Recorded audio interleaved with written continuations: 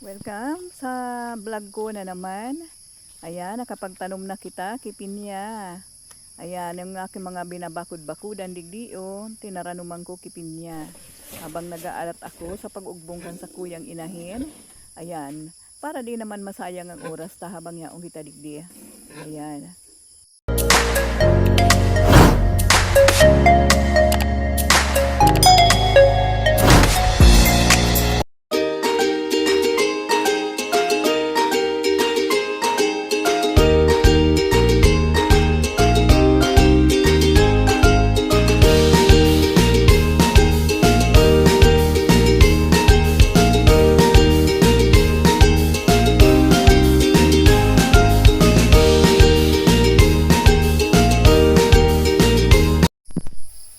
Ayan everyone, natapos ko na ang sakuyang pagtatanom kipinya.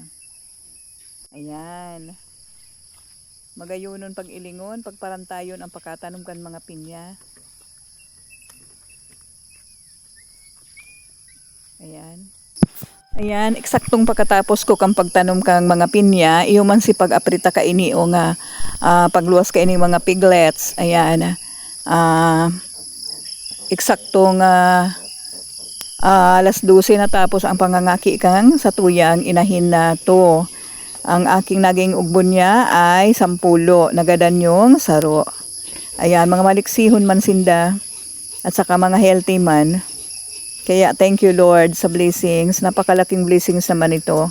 Nabawi ko dito sa inahin na tuko ang yung inahin na one ko kasi nag-ugbon 4 lang, nagadam pa yung saro. Kaya medyo nabawi natin digdio sa inahinto natin. Pero darkulaon sa ugbon kan na inahinuan. Grabe, kaya naisipan ko na padakulaon na sana iniho kasi diiton man sana siguro kayang-kaya ta na iniho.